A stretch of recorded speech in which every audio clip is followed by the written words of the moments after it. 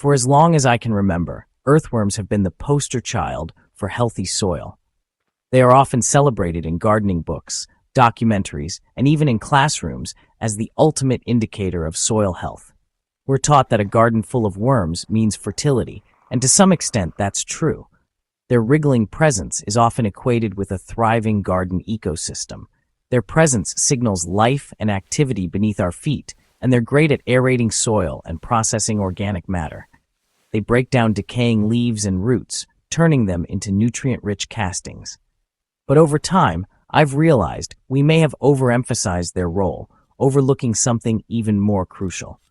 While worms are visible and easy to appreciate, they are just one part of a much larger, intricate system. Worms are visible and easy to appreciate, but just because you see them doesn't mean your soil is truly thriving.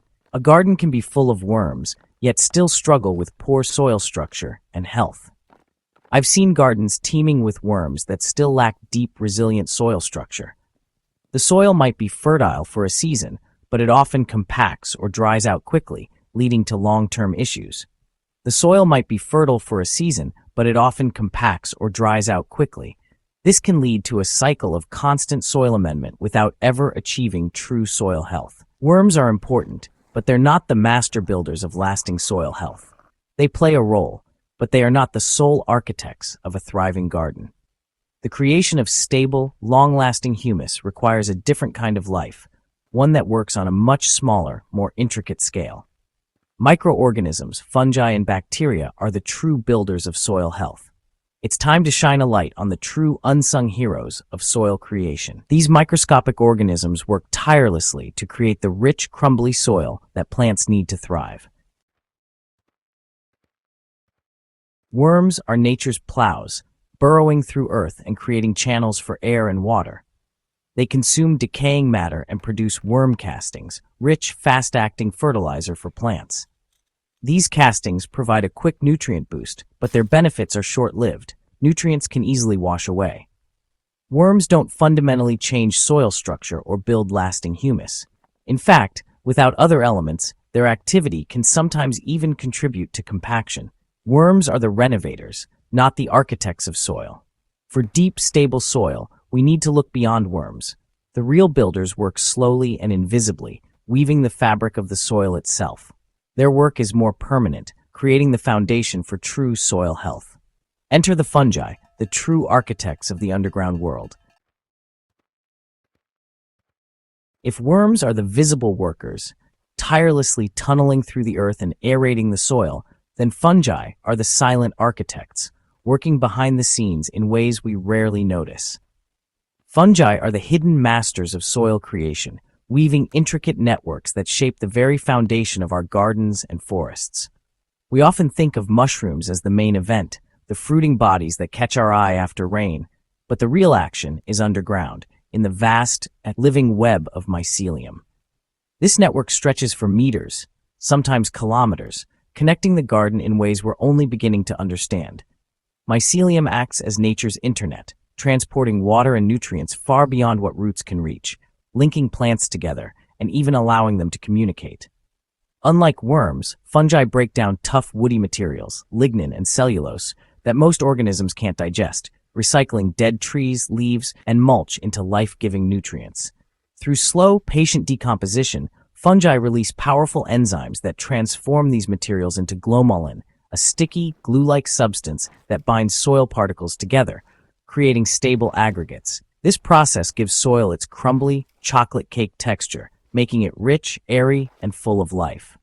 The result is a soil with lasting structure, able to support healthy root systems and diverse soil life. Fungal networks hold water like a sponge, trap air, and resist compaction, keeping soil loose and breathable. This makes soil more resilient to both drought and flooding, helping plants survive in changing weather. Fungi are not just recyclers, they are the unseen engineers, constantly building and maintaining the soil ecosystem. Their work shapes the soil, creating a stable, nurturing environment where plants can truly thrive.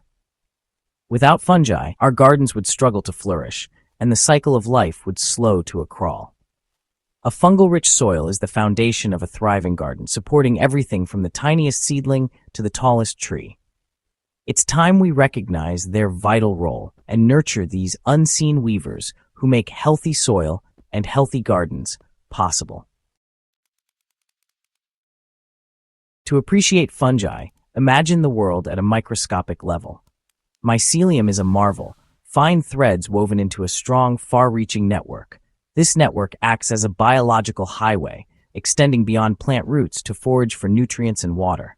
Fungi secrete enzymes that unlock the tough structures of wood and straw, transforming them into stable humus.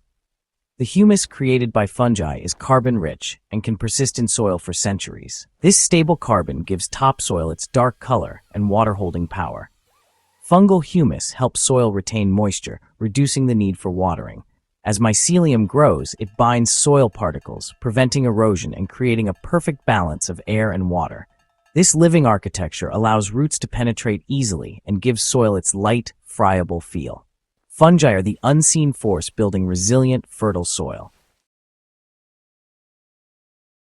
Not all compost is created equal. The method you use shapes which microorganisms thrive. Hot composting, with its high temperatures, favors bacteria and produces quick, nutrient-rich compost. However, the heat destroys beneficial fungi, leaving the final product bacterially dominated.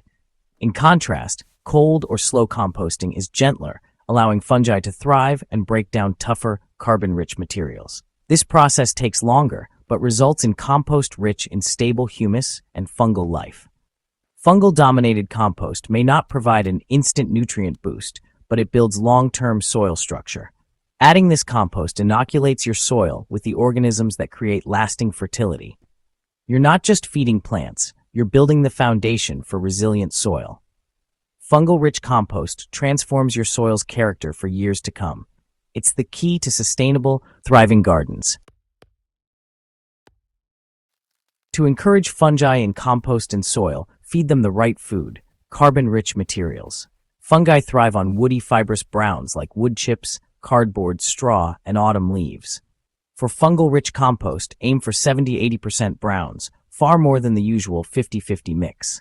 Shred or chip larger pieces to increase surface area and help fungi get to work. Layer different browns for a diverse, balanced pile. Add a small amount of greens, grass clippings, or kitchen scraps as an activator, but keep them minimal. The bulk should always be carbon-rich browns. This shift in ingredients cultivates fungi over bacteria. The result is compost that builds lasting soil structure. By feeding fungi, you're investing in the long-term health of your garden. Fungal-dominated composting requires patience and a hands-off approach. Build your pile with lots of carbon-rich materials, then mostly leave it alone. Avoid frequent turning, which disrupts delicate fungal networks. Fungi need time and stability to establish their mycelial web. Aerate the pile by including bulky materials and layering properly from the start. Water each layer so the pile is moist but not soggy, then cover and let nature work. Slow composting can take a year or more, but the result is worth it. The finished compost is dark, structured, and often laced with white mycelium. It smells earthy, like a forest floor, a true soil inoculant. This is more than fertilizer. It's the foundation for a resilient, fertile garden. Once you have fungal-rich compost, apply it in a way that preserves its life, through no-dig gardening.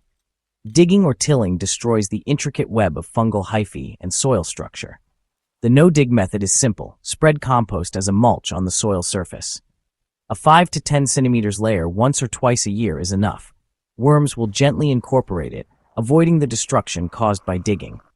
This mulch suppresses weeds, insulates soil, and provides a steady nutrient supply. Most importantly, it feeds the entire soil food web, allowing fungal networks to thrive. No-dig gardening mimics nature, letting soil build itself from the top down. The result is a stable, self-sustaining, and fertile ecosystem in your own garden. I've witnessed this transformation firsthand in my own garden, and it's been nothing short of remarkable. For years, I struggled with compacted, lifeless soil, digging endlessly and relying on hot composting, only to find myself fighting against heavy, stubborn earth that refused to cooperate. Everything changed when I shifted to a fungal-friendly, no-dig approach. Instead of disturbing the soil, I began layering organic matter and letting nature do the work. The soil transformed before my eyes, becoming springy, dark, and teeming with life. It wasn't just worms anymore, but a thriving underground ecosystem of insects, fungi, and roots all working together. The soil held moisture far better, and my plants responded with lush growth, vibrant leaves, and a resilience I'd never seen before. Pests and diseases became less of a problem as mycorrhizal fungi formed symbiotic relationships with plant roots, boosting their health and natural defenses. The garden began to feel truly alive and balanced, a connected ecosystem where every plant, insect, and microbe played a role, rather than just a collection of isolated plants. Learning about fungi has completely changed the way I garden. It's taught me patience, humility, and a deep respect for the hidden world beneath our feet, a world that quietly supports all life above. Building rich, living soil is a slow, ongoing collaboration with nature. It's not about quick fixes, but about nurturing a process that unfolds over time. By feeding fungi, composting gradually, and leaving the soil undisturbed, we become true stewards of the land, working with nature, not against it, to create abundance. This approach doesn't just create beautiful and productive gardens, it builds spaces that are ecologically resilient, sustainable, and full of life for generations to come.